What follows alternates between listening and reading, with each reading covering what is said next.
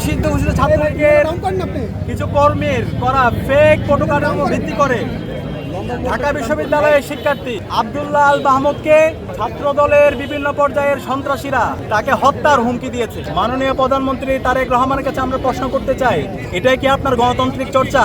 জুমা সালমা সহ ডাকসুর নেতৃবৃন্দরা যখন থানায় গিয়েছে তাদেরকে উদ্ধার করার জন্য, তখন তাদের উপর নৃশংস কায়দায় তাদের উপর হামলা হয়েছে। বিশ্ববিদ্যালয়ের সর্বোচ্চ অভিভাবক ভিসিকে ফোন দিলাম, প্রক্টরকে ফোন দিলাম, প্রভোস্ট স্ট্যান্ডিং কমিটির যিনি দায়িত্বে আছেন সভাপতি ওনাকে ফোন দিলাম, কেউ রেসপন্স করে নাই।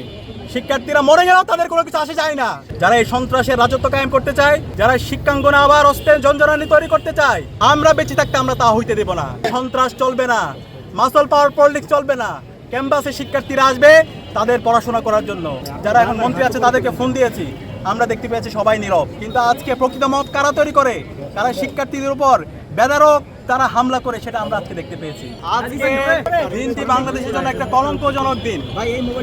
জুলাই বিপ্লব পরবর্তী এই বাংলাদেশে আমাদের প্রত্যাশা ছিল সবার গণতান্ত্রিক অধিকার নিশ্চিত করা হবে, কিন্তু আজকে আমরা দেখতে পেয়েছি নিষিদ্ধ ঘোষিত ছাত্রলীগের কিছু কর্মীর করা ফেক প্রটোকলের উপর ভিত্তি করে ঢাকা বিশ্ববিদ্যালয়ের শিক্ষার্থী আব্দুল্লাহ আল মাহমুদকে ছাত্র দলের বিভিন্ন পর্যায়ের সন্ত্রাসীরা তাকে হত্যার হুমকি দিয়েছে। এই প্রটোকল যখন হয়েছিল তখন এর সাথে সাথে আব্দুল্লাহ আল মাহমুদ ঢাকা বিশ্ববিদ্যালয়ের শিক্ষার্থী সেই ফেসবুক পোস্টের মধ্যে ক্লিয়ার করেছে এই পোস্টটা সে দেয়নি, এটা হচ্ছে একটা ফেক পোস্ট। পরবর্তীতে সে তার জীবনের নিরাপত্তার জন্য শাহবাগ থানায় যায়। শাহবাগ থানায় গিয়ে সে জিডি করতে যায়। শাহবাগ থানায় জিডি করতে যখন যায় তার সাথে হল সংসদের এবং ডাকসুর বিভিন্ন পর্যায়ের নেতৃবৃন্দরা তার সাথে উপস্থিত হয়। কিন্তু আমরা দেখতে পেয়েছি যে থানায় আমাদেরকে নিরাপত্তা দেওয়ার কথা, যে পুলিশ নাগরিকদেরকে নিরাপত্তা দেওয়ার কথা, আজকে সেই পুলিশের সামনে, সেই শাহবাগ থানায় ওসির সামনে, পুলিশের সামনে এই যারা জিডি করতে গেছে এবং তার যারা সহযোগী আমাদের ডাকসুর এবং হল সংসদের যারা গিয়েছে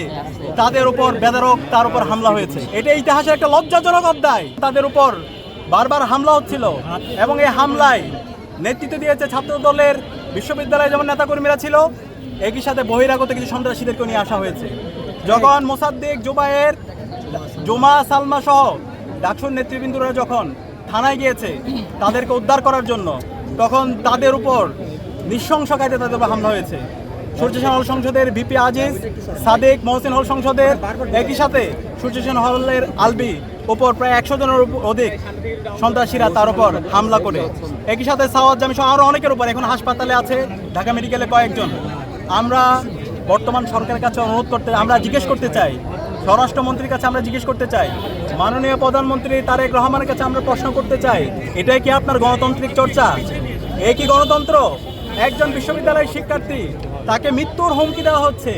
সেই হুমকি যখন দেওয়া হচ্ছে সে তার জীবনের নিরাপত্তা করার জন্য যখন সে থানায় সাধারণ ডায়েরি করতে যাচ্ছে, সেই জায়গায় সন্ত্রাসী নিয়ে এসে মব তৈরি করে তাদের উপর নৃশংস কায়দায় হামলা করা, এটাই কি গণতন্ত্র? এটাই কি বাংলাদেশ? এটাই কি নতুন প্ল্যান? আজকে সারা দেশের ছাত্র সমাজ তারা আজকে বিক্ষুব্ধ হয়েছে।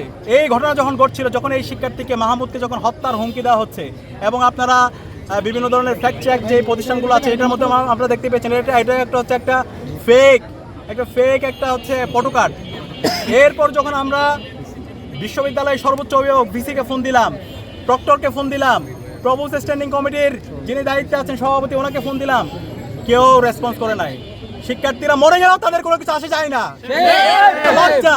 আমরা দেখতে পেয়েছি সেই আওয়ামী আমলের যে মাকসুদ কামাল বিশ্ববিদ্যালয়ের ভিসি ছিল, ফেসিস ভিসি, যে বহিরাগত সন্ত্রাসীদেরকে নিয়ে এসে ছাত্রলীগ, যুবলীগ, আওয়ামী লীগ এবং পুলিশ সহ খুনি হাসিনার পেটো বাহিনী নিয়ে এসে আমাদেরকেও হামলা করেছিল, আমাদের ভাই বোনদেরকে মেরে রক্তাক্ত করেছিল।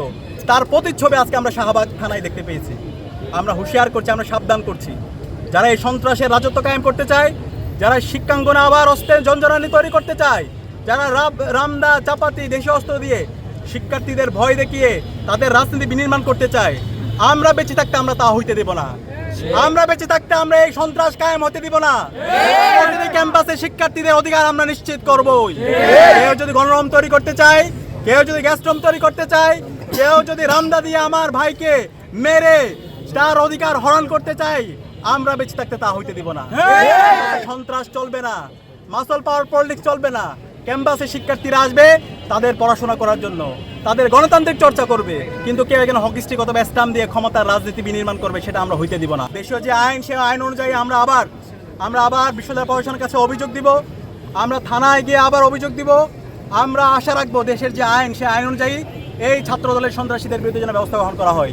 একই সাথে আমরা ছাত্রদলের কেন্দ্রীয় সংসদের সভাপতি এবং বিশ্ববিদ্যালয় সংসদে যারা তাদের সাথে কথা বলেছি, আমরা বলেছি যারা এই গণতান্ত্রিক অধিকার হরণ করেছে, যারা থানায় মব করে শিক্ষার্থীদের ওপর হামলা করেছে, সহিংস কায়দায় আমার বোন জুমার উপর হামলা করেছে, এই সন্ত্রাসীদেরকে আইডেন্টিফাই করে দ্রুত সময়ের মধ্যে তাদেরকে যেন দল থেকে বহিষ্কার করা হয় এবং তাদেরকে যেন বিচারের আওতায় নিয়ে আসা হয়। আমরা দেখতে চাই তারা কেমন বিচারের আওতায় নিয়ে আসে। এবং একই সাথে আমরা পুরো সময় জুড়ে দেখতে পেয়েছি, আমি পুলিশের উচ্চপদস্থ বিভিন্ন জনের সাথে যোগাযোগ করেছি, সরকারের বিভিন্ন পর্যায়ের যারা এখন মন্ত্রী আছে তাদেরকে ফোন দিয়েছি, আমরা দেখতে পেয়েছি সবাই নীরব। তারা রাস্তা আজকে মব কায়েম করতে চায়, তারা খুবই মবের বিরুদ্ধে কথা বলেছে, কিন্তু আজকে প্রকৃত মব কারা তৈরি করে, কারা শিক্ষার্থীদের উপর বেদারক তারা হামলা করে, সেটা আমরা আজকে দেখতে পেয়েছি। সুতরাং আমরা আশা রাখবো দ্রুত সময়ের মধ্যে বিশ্ববিদ্যালয়ের প্রশাসন এবং দেশের যেই স্বরাষ্ট্র মন্ত্রণালয় আছে, তারা দ্রুত সময়ের মধ্যে এই সন্ত্রাসীদেরকে বিচারের আওতায় নিয়ে আসবে।